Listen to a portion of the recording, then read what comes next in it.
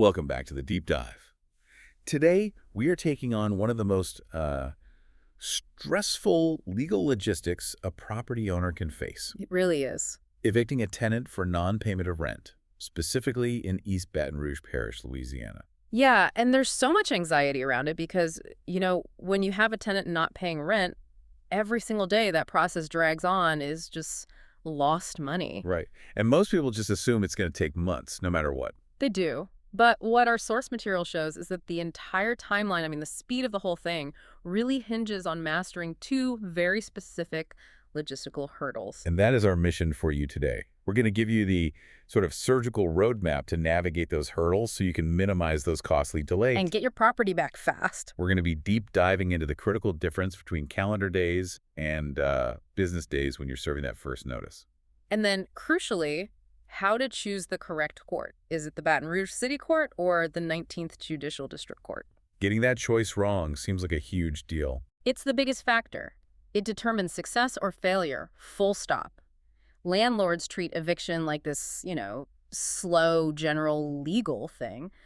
But in East Baton Rouge, it's a high-speed logistical challenge. So if you get the day counting wrong or file in the wrong building? You automatically fail, you lose weeks, and you just compound that financial loss. Okay, so let's start right at the beginning. Step 1, the mandatory 5-day notice to vacate. Our sources say this is the #1 point of failure. Why? Why is counting 5 days so hard? Because it's so counterintuitive. In any other part of your life, 5 days just means 5 days. Friday to Friday. Done. Exactly. But here, Louisiana law is very specific. It says 5 business days.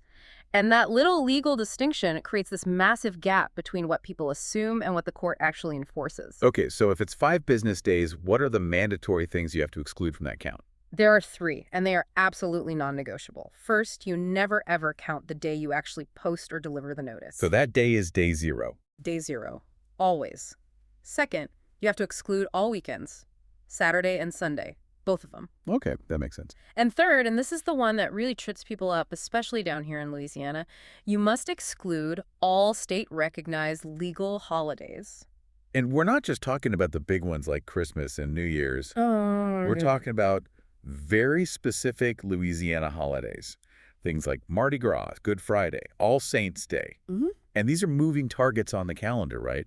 They change every single year. They do, which just adds another layer of complexity. If you're just relying on, your standard calendar app on your phone, you could easily miss one, especially if it's a holiday that closes the courthouse. I think we have to walk through that example from the sources. They call it the holiday trap, and it really highlights just how wild this can get. It's a perfect example. So if I post that notice on a Friday afternoon, okay, I've already lost the weekend right there. So day 1 isn't until Monday.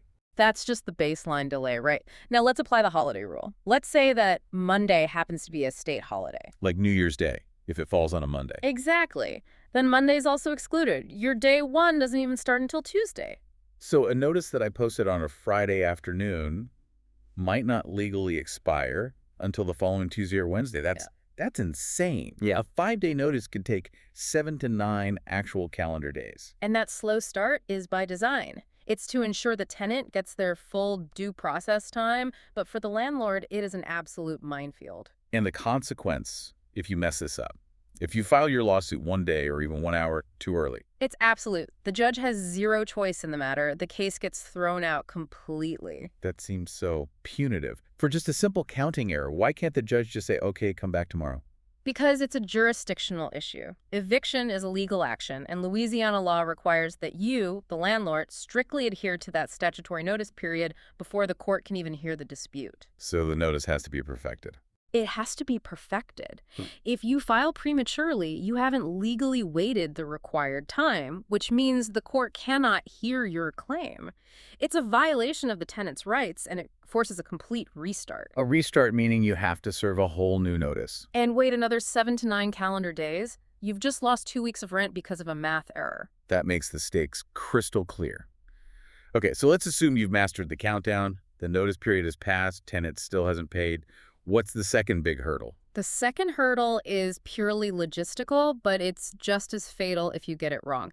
Choosing the correct court to file in. Filing your lawsuit, the rule for eviction. Right. If you file that in the wrong venue, it's a guaranteed dismissal.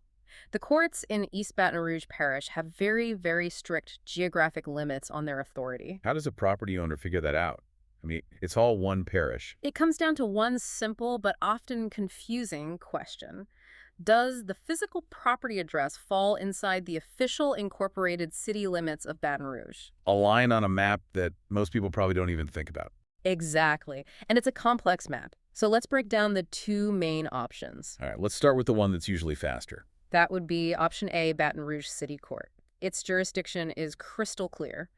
The property must be located inside the city limits. It's downtown on St. Louis Street. And the big advantage here is speed. Speed. The city court, it just tends to process these standard residential eviction suits faster than the parish court. And crucially, there's the enforcement side.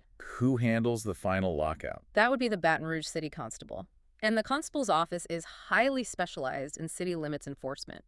The service of papers, the physical lockouts, their efficiency is a huge reason why city court is the way to go if you qualify.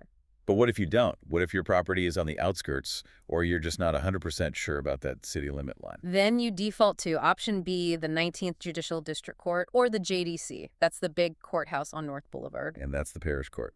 The parish court. Its jurisdiction is huge. It covers the entire parish, including all those big unincorporated areas outside the city limits. So if we're talking about places like Gardere, Shenandoah, parts of Broadmoor. Yep, all those areas. Filing in the JDC is basically your safety net if you have any ambiguity at all about the property's location. It's better to file where you know you have jurisdiction than to risk getting your case thrown out because you were in the wrong building. And the sources mentioned two other little exceptions too, right? Just to make it even more complicated. Right.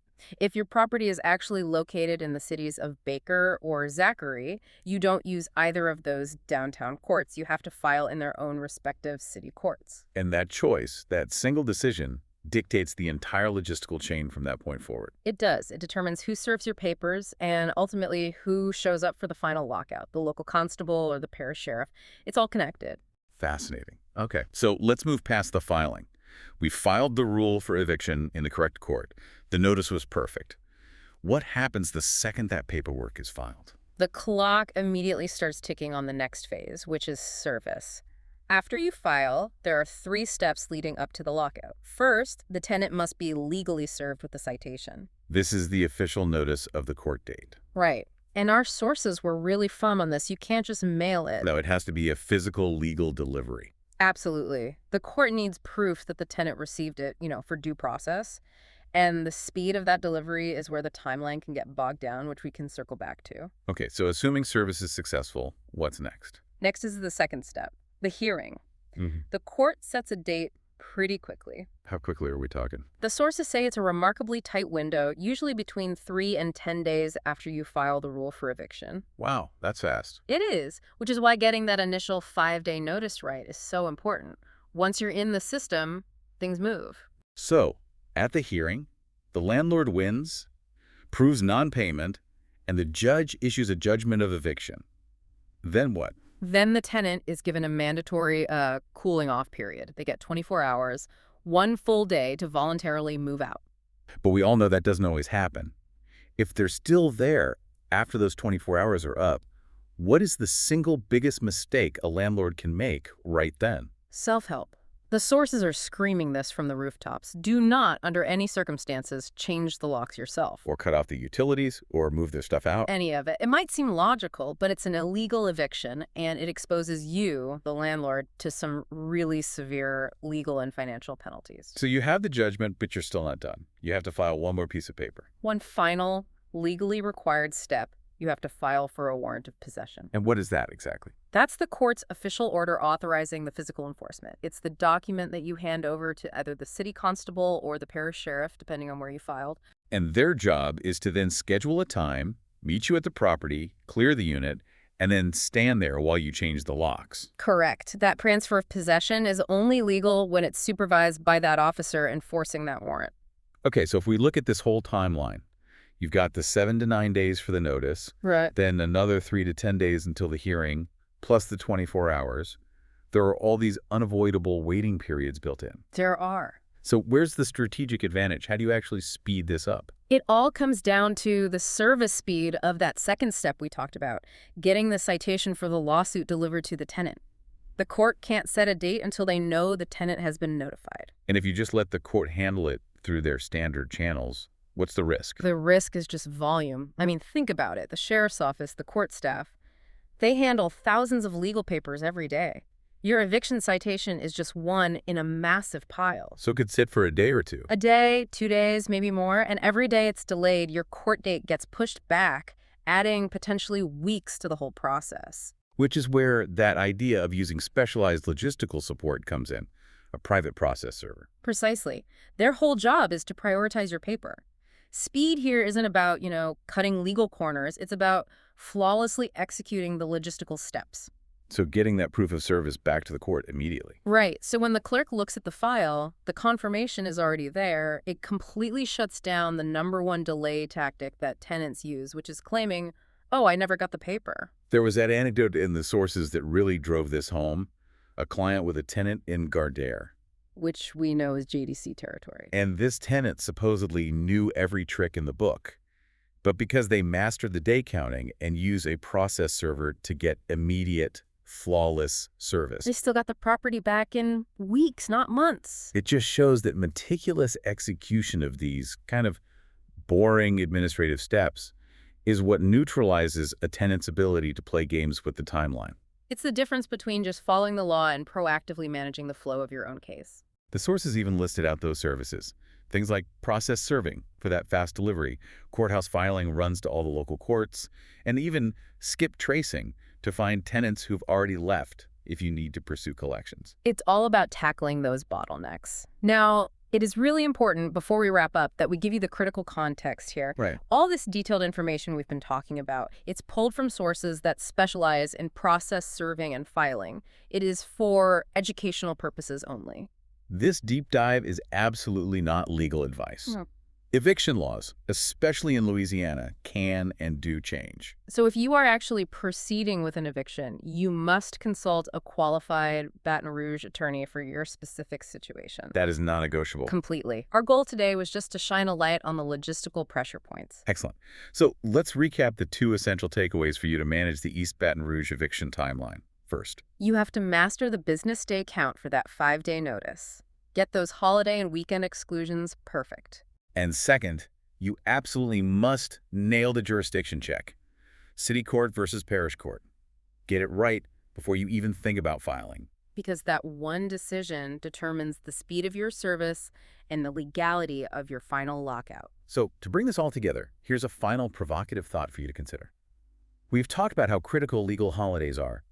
Think about a huge regionally specific event like Mardi Gras. It's a legal holiday, and it shifts every single year. Sometimes it's a multi-day thing. So how might a truly sophisticated landlord in Baton Rouge have to proactively delay sending a 5-day notice?